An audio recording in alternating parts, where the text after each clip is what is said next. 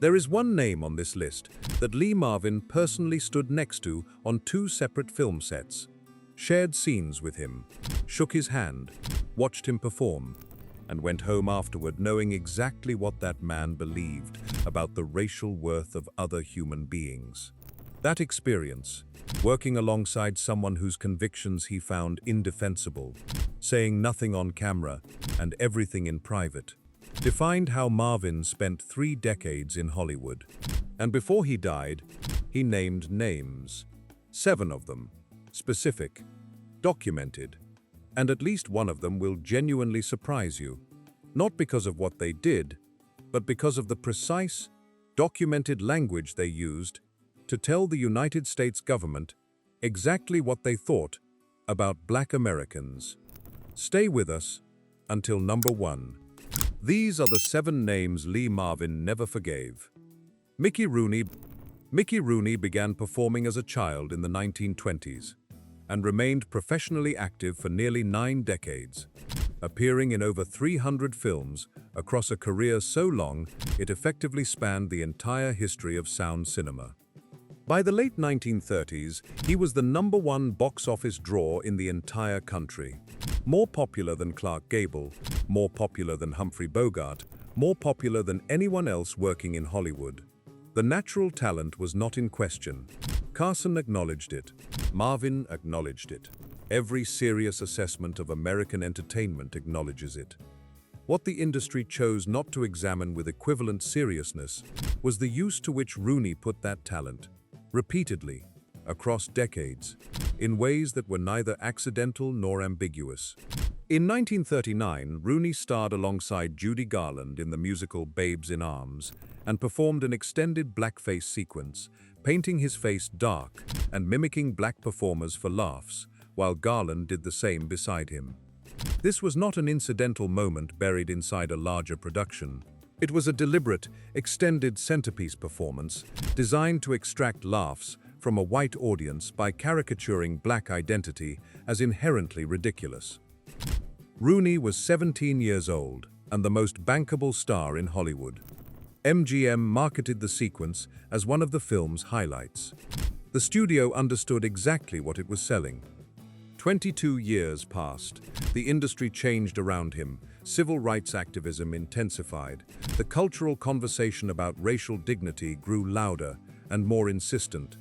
And in 1961, Mickey Rooney delivered what many critics now consider one of the most offensive individual performances in the history of American cinema. In Breakfast at Tiffany's, Rooney played Mr. Yuniyoshi. With his eyes taped to imitate Asian features and his voice pitched high and heavily accented in a manner bearing no resemblance to any actual Japanese person. The Hollywood Reporter noted at the time that the role amounted to a caricature offensive to many. The Asian American community protested the portrayal for decades. Director Blake Edwards eventually made a public statement expressing deep regret, saying he wished he had never made the decision and would give anything to go back and recast the role. Rooney himself, in a 2008 interview, claimed he was heartbroken by the criticism and would not have accepted the part had he known people would be offended. A statement that raised the obvious question of what he imagined he was doing in 1961, that people might not find offensive. What the timeline established was not a youthful mistake followed by growth. From blackface in 1939 to grotesque Asian caricature in 1961, Rooney made the same essential choice across more than 2 decades. When in need of a laugh, mock someone's race. The pattern was the statement. Lee Marvin worked in the same industry during the same era and never once participated in racial mockery of any kind. Bob Hope. The public record on Bob Hope is as decorated as any entertainer in American history. He performed for troops overseas across multiple decades of military conflict. He hosted the Academy Awards more times than anyone else. He received honorary recognition from Congress. He was knighted by the Queen of England. The warmth was genuine, the patriotism was sincere, and the talent was real. None of that was in dispute. What was also real, and considerably less examined, was the road to franchise. 7 films produced across 22 years, from Road to Singapore in 1940 through Road to Hong Kong in 1962, each built on the same structural premise, that a different, non-white culture could serve as the comedy backdrop for Hope and Bing Crosby to perform against. Road to Morocco in 1942 featured both men in brownface, darkening their skin to portray caricatures of North African and Middle Eastern people with exaggerated accents, stereotyped mannerisms, and the foundational assumption that non-white cultures existed primarily as material for white American comedians to find amusing. A contemporary review noted that the portrayals were representative of how most middle-class Americans would have viewed Moroccans at the time, which was precisely the problem, not the defense. The films were not transgressive. They confirmed what white audiences already believed, dressed it in star power, and sent it into theaters across the country 7 times in 22 years. Road to Singapore, Road to Zanzibar, Road to Utopia, Road to Rio, Road to Bali, Road to Hong Kong. Each installment a different geography, each one the same joke. Foreign cultures are inherently ridiculous, and we are the right people to point that out. Across 22 years of releases, Hope never once expressed doubt about the premise. Hope's defenders, then and later, argued that this was simply the comedy of the era, that the standards were different, and the intentions were not malicious. Marvin, who lived through the exact same era and built an equally successful career without once putting on racial makeup or treating another culture's existence as a punchline, did not accept the defense. A close friend recalled him making the point precisely. Plenty of comedians in the 1940s were funny, without painting their faces. Choosing to mock someone's race was never a requirement of the period. It was a choice made by people who genuinely believed other cultures were beneath them, and who found that audiences agreed. Robert Taylor was one of MGM's most reliable leading men throughout the 1930s and 1940s. Handsome, bankable, the kind of screen presence audiences associated with dependability and strength. His appearances in Waterloo Bridge and Ivanhoe established him as a genuine star of the studio era, someone audiences trusted because the characters he played projected decency. On 22 October 1947, Taylor appeared before the House Un-American Activities Committee, not because he was required to, not because he was under investigation, but voluntarily, as what the committee formally categorized as a friendly witness. He named colleagues he identified as communists or communist sympathizers, including actors Howard Da Silva and Karen Morley, giving the committee exactly the kind of credible studio testimony it needed to expand the blacklist's reach and legitimacy. Understanding what Taylor's testimony actually did requires understanding what the blacklist actually was. The committee did not operate as a neutral investigation into political radicalism. It functioned as a targeted instrument against specific categories of people, and one of its primary targets was anyone who supported racial equality.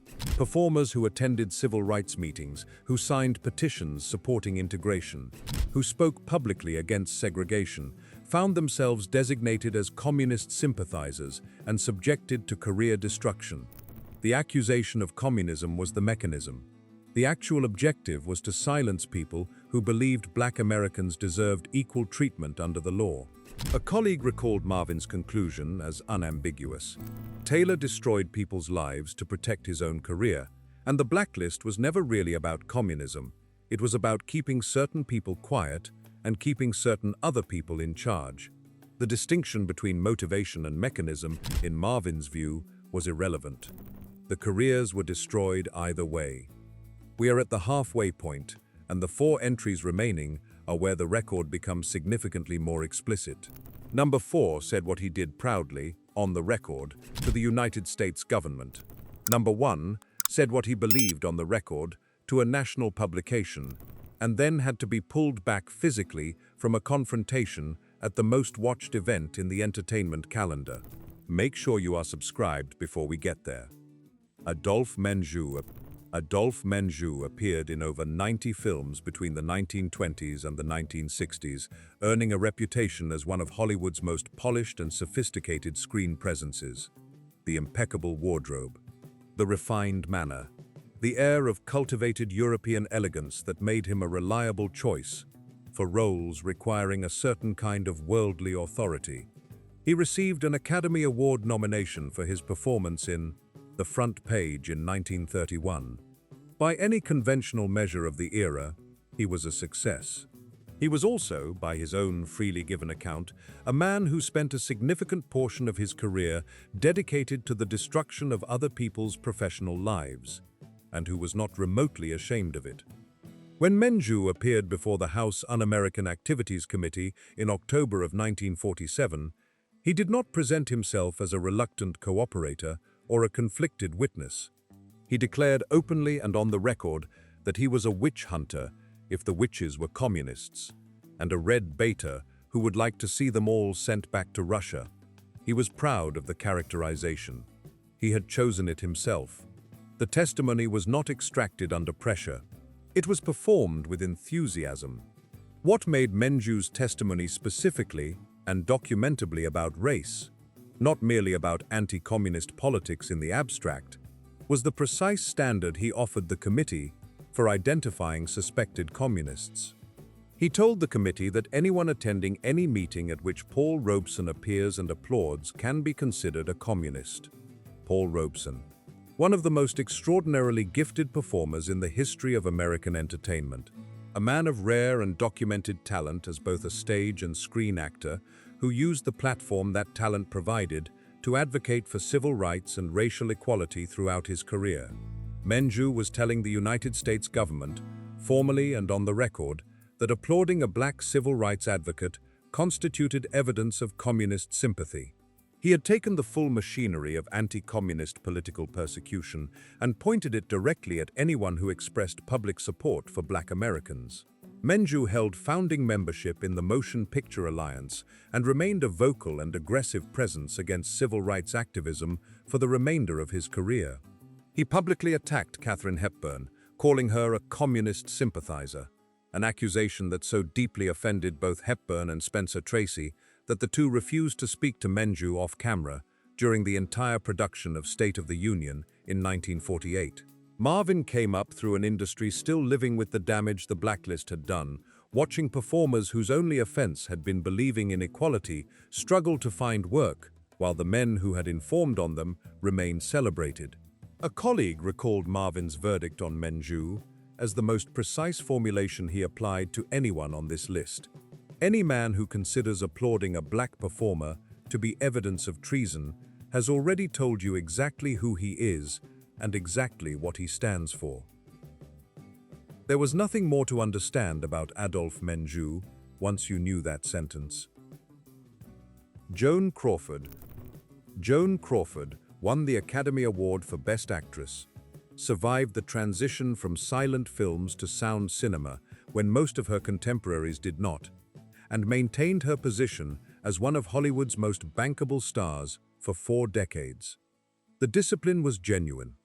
The professionalism was real, and she was, by nearly every account of people who worked alongside her, a woman who understood the entertainment industry at a structural level most performers never reached. She also understood contracts, which is precisely what made her case different from almost everyone else on this list. A contract clause from the 1940s, recovered decades later from Warner Brothers archives, explicitly stated that Crawford would not appear in scenes with black performers in equal status roles. Not a preference communicated informally to a producer. Not an arrangement quietly understood between parties. A written legal demand, embedded in her contract, shaping the casting and scripting of every film she made for years, enforced by the studio's legal and production departments on her behalf. In 1952, production on Sudden Fear stalled when Crawford objected to a black actor who had been cast in a dinner party scene. She demanded the script be rewritten to reclassify his character from guest to servant before she would proceed. She insisted on separate dressing room facilities whenever black performers were present on set, even in instances where those performers were filming brief scenes on different days, and the physical proximity would have been minimal. Dorothy Dandridge, one of the most gifted black actresses of the studio era, a woman of extraordinary talent who had earned her position in the industry through work that spoke for itself, documented Crawford's outright refusal to acknowledge her in the Warner Brothers commissary, despite both women being contracted stars at the same studio at the same time. Crawford maintained these arrangements and attitudes well into the 1970s, years after the Civil Rights Act had passed, continuing to operate according to a framework of racial separation that the law of the country had formally prohibited. Marvin, who worked within the same studio system and heard about Crawford's contractual demands through colleagues who had experienced them directly, arrived at a characterization that cut to the specific nature of what she had done. A colleague recalled him saying that most racists, at least, had the decency to keep it verbal, that Crawford was so committed to her prejudice and so unembarrassed by it that she wrote it into a legal document and made other people enforce it for her. She had outsourced the mechanism of her own bigotry to the studio's administrative apparatus and called it a contractual right. Bing Crosby. No solo performer in the history of recorded music sold more records than Bing Crosby. His recording of White Christmas remains the best-selling single ever released. His Academy Award-winning portrayal of Father O'Malley in Going My Way made him the warm, reassuring voice that carried America through the Depression and the war years, the soundtrack of wholesome national life for an entire generation. The image was immaculate, the commercial achievement was unmatched, and the gap between that image and the documented private record was, in the assessment of people who witnessed it directly, among the widest in the history of the entertainment industry. Throughout the 1940s and 1950s, Crosby actively refused to share stages with integrated bands. He maintained all-white musical arrangements even as the music industry began the slow, contested process of integration. When his record label Decca proposed integrated recording sessions in 1953, Crosby reportedly threatened to leave the label entirely rather than work alongside mixed-race musicians. In 1954, during a rehearsal at NBC, Crosby walked out after black backup singers were added to a session without his prior approval. He did not return until they were removed and replaced with white performers. The incident became widely known among crew members who had witnessed it and was documented by multiple people present. The most significant documented account came from Louis Armstrong. Armstrong was not merely an important figure in American music. He was, by the judgment of music historians across multiple generations, one of the small number of performers who fundamentally changed what the art form was capable of, who expanded its vocabulary, its emotional range, and its technical possibilities in ways that permanently altered what came after. He was also a man whose innovations Crosby had absorbed, adapted, and built an extraordinarily lucrative career upon. The musical language Crosby deployed to sell more records than any solo artist in history was a language that Black American musicians had created. Armstrong personally confronted Crosby about his refusal to collaborate with black musicians and documented the interaction in his personal letters, recording his deep disappointment in a fellow musician he had once admired. The man who owed his entire musical vocabulary to black artistry refused to share a microphone with the people who had made that vocabulary possible. Marvin's response to Crosby's record was shaped by direct comparison. He had worked alongside Jim Brown in The Dirty Dozen without a moment's difficulty, found the experience professionally straightforward, and carried no instinct toward the kind of separation Crosby maintained as a matter of deliberate personal policy. John Wayne.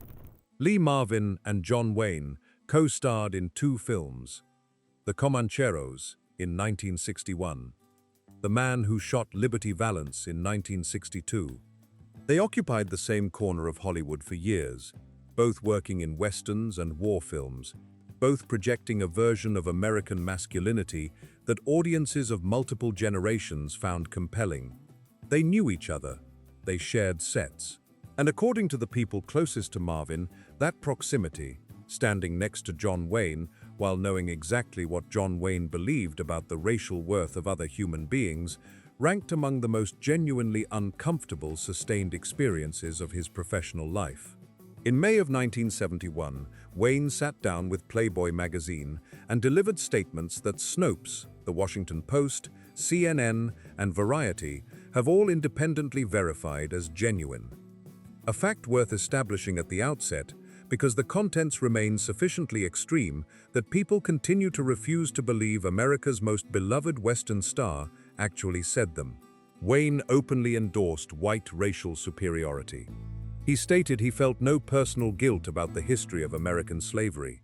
On the question of Native Americans, he declared that he did not feel Americans had done anything wrong in taking the land from them, while describing indigenous people as selfish for attempting to keep it. These were not words quoted out of context, excerpted to misrepresent a more nuanced position, or ambiguous statements subject to charitable interpretation. They were delivered deliberately, clearly, and without any apparent uncertainty, to a publication chosen specifically because of its national reach and readership. The interview was not an aberration. Wayne served as president of the Motion Picture Alliance for the Preservation of American Ideals from 1949 to 1952, the same organization that Adolphe Menjou had used as a platform and that Robert Taylor had aligned himself with, the institutional infrastructure through which anti-communist politics enforced racial hierarchies in the entertainment industry. He joined the John Birch Society in 1960. He actively campaigned against the casting of black actors in leading roles and specifically rejected Sidney Poitier for a part in The Alamo, despite Poitier being, at that moment, the most commercially successful and critically recognized black actor in Hollywood, because he believed a black man did not belong in his vision of what American heroism looked like on screen. He refused to work with black directors throughout his entire career, even as the industry slowly, reluctantly began to change around him. The 1973 Academy Awards ceremony provided the moment that exposed the depth of Wayne's convictions more completely than any interview. When Sachin Littlefeather appeared on stage to decline Marlon Brando's Best Actor award on behalf of Native American rights, peacefully, briefly, without confrontation, Wayne became so enraged that security personnel had to physically restrain him from charging the stage to confront a young woman whose only act was delivering a message about the treatment of her people. The man who had built a 50-year career playing controlled, stoic American strength could not maintain that composure in the presence of a Native American woman exercising her right to speak. What made Wayne's position at the top of Marvin's list not merely about ideology, but about the specific, lived experience of a man who had actually served, was the contrast between their biographies. Both men played soldiers on screen. Both projected military toughness as a professional identity. One of them had actually been a soldier. Marvin fought in the Pacific with the Marines, landing on Saipan as part of one of the most brutal campaigns of the Second World War, watching men of every background and every color fight and die for the same patch of ground. Wayne had not served a single day.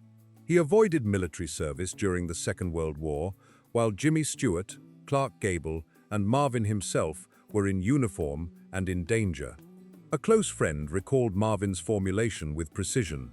Wayne talked about racial superiority from the comfort of a Hollywood mansion that his service had never earned. Men who actually fought the war knew that the color of a man's skin had nothing to do with his courage. The bravest men Marvin had known were the ones Wayne would not have hired for his movies. And being lectured about racial superiority by a man who had never once heard a shot fired in anger was an insult not merely to black Americans, but to everyone who had actually served alongside them. Marvin opposed the Vietnam War, while Wayne publicly supported it. Marvin gave a public statement supporting gay rights in 1969. Wayne spent the final decade of his career defending a vision of America that excluded anyone who did not resemble his idea of who belonged there. They had shared 2 film sets and occupied the same industry. And according to the people who knew Marvin best, every moment of that professional proximity was colored by the knowledge of what the man standing next to him genuinely believed. Wayne's letters, archived at the University of Southern California, show his racial views remained consistent until the end of his life. He died in 1979, without retracting or apologizing for a single word of the 1971 interview. He received no meaningful professional consequences. His career continued. His box office draw remained intact. The industry that celebrated itself as progressive looked at a man who had endorsed racial superiority on the record and decided, collectively, that his ticket sales were more important than his convictions. Lee Marvin died on 29 August 1987 of a heart attack at the age of 63. He was buried with full military honors at Arlington National Cemetery, one of the very few Hollywood actors ever accorded that recognition. He had earned it in the Pacific, in the kind of conditions that remove every comfortable abstraction about human worth and leave only what is actually true. 3 decades he spent in an industry that celebrated the very people whose beliefs he found contemptible. Mickey Rooney mocked entire races in blackface and grotesque caricature, and audiences applauded. Bob Hope darkened his skin for laughs across 7 films and 22 years, and called it the comedy of the era. Robert Taylor named colleagues to a government committee and fed a blacklist that specifically targeted people for believing in racial equality. Adolphe Menjou told the United States government under oath that applauding a black performer should be considered evidence of treason, and called himself a proud witch hunter. Joan Crawford wrote her racial segregation into a legal contract and made the studio enforce it for her. Bing Crosby sold more records than any solo artist in history on the back of a musical vocabulary created by black artists and refused to share a stage with them. And John Wayne, the man Marvin had stood next to on 2 film sets, in 2 productions, shaking hands and saying nothing, endorsed racial superiority on the record to a national publication and died without apologizing for a word of it. Marvin saw all of it. He shook the hands. He shared the screens. He went home and told the people closest to him exactly what he thought of every one of them. A man who had been tested in conditions where none of the comfortable myths about race and courage and American heroism survived contact with reality. Marvin carried a standard of what those words actually meant that the people on this list never came close to meeting. He knew what real bravery looked like, and not one of the 7 names on this list possessed it. Which entry on this list surprised you the most? Was there a name here you already knew about? Or someone whose record you had never encountered before today? Tell us in the comments. These conversations are exactly why this channel exists. And if this kind of documented history is what you come here for, subscribe and turn on notifications. There is significantly more of this story still buried, and we are not close to finished.